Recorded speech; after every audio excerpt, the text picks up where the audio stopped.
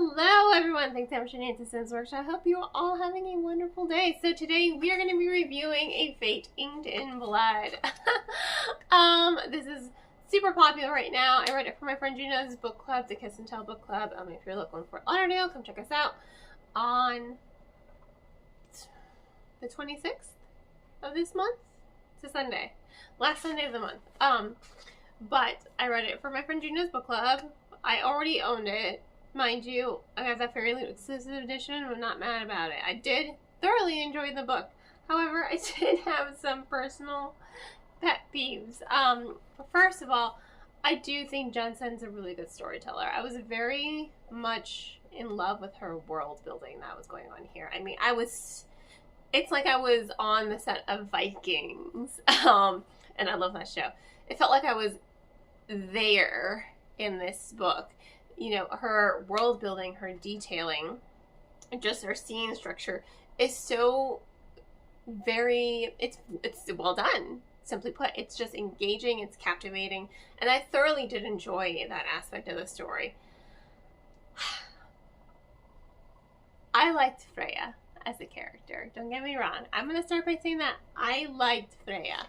I thought, especially after that opening sequence with her and her husband, you really do get to see that she's a compassionate woman, but also a fierce warrior. Like, this is the woman you don't want to cross, but she's always kind of putting others before herself.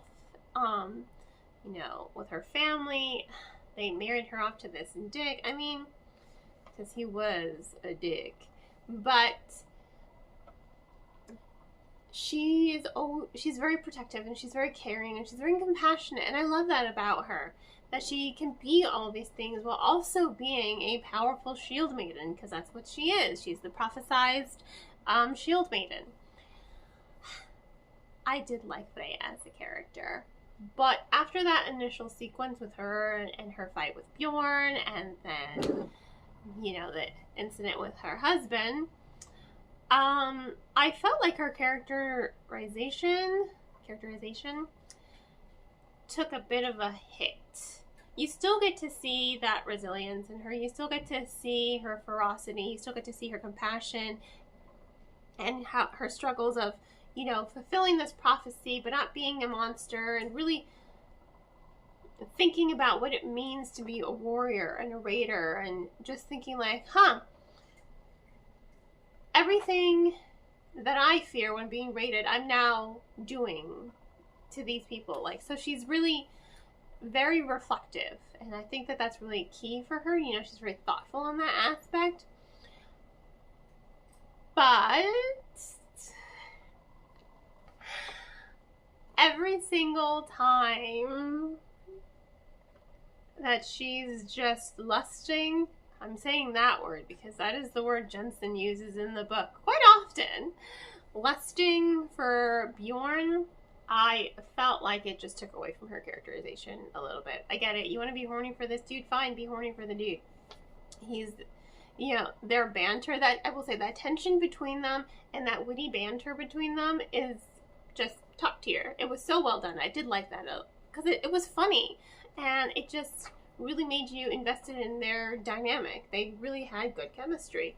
But every time her internal monologue was just her kind of just being horny, I felt like it took away from her characterization. Not to say that suppressing her sexuality or sexual urges would make her less of a character. I just think the way it was done took away from her character.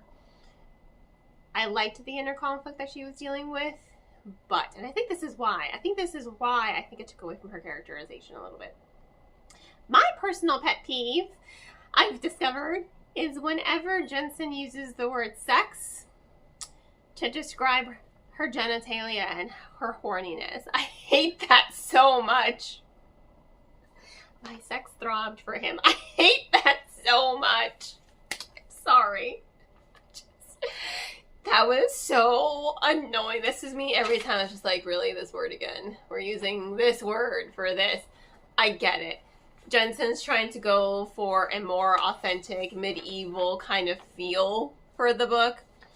But I think she does that really well with saying arse and just with her world building and the rest of the whole dialogue and storytelling. I think Jensen did a really good job of creating that old world medieval Viking atmosphere. I don't think this added word of sex in the context it was used added anything to the story. In fact, it made it feel forced because it just seemed so out of place every time she did it. And it was probably my biggest gripe with this book. Every single frickin' time. To me, it was comical. I'm like, really? This word again? We're using this word again to describe this. It's just like, there are so many other ways to highlight Freya's femininity and her sexuality than just using this word. And I think that's just really just a personal pet peeve of mine. And for me, I mean, my opinion, my book review, but for me that just took away from her characterization. Because I felt like you were just denigrating her character to just this horny chick. And I didn't like that, considering how fierce she was every other time in the book. How she has to wrestle with her morals. And with, oh, she finally got her dream of being the warrior she's always wanted to be. But, you know, there is a cost, and she's finally seeing that cost. There's a lot of good characterization when it comes to Freya and Bjorn. But it was just, I think it was just that word. I think it was just that word. And every single time she was lusting after him. I mean, it was just, it seemed a little repetitive at times. It's like, okay, I get it. You like this dude. You love this dude. Can we, you know, I think that there are other ways that the author could have done it. Because she did everything else so well with the Norse mythology and the plot twist and the pacing and the overall characterization and the world building and the atmosphere. I think she did everything else so well that I think just all those lusting scenes and sequences in her head, I think they were a little repetitive at times. I think they took away a little bit from the story and as well from her characterization. And that really is my biggest pet peeve with this book. That right there. This is why I don't always read romance books. Because this is considered a romantasy. But, I mean, I do think it was a really good story. I am excited for book 2. Is this a 5-star book? No, not for me. It's a 4-star book, you know, clearly.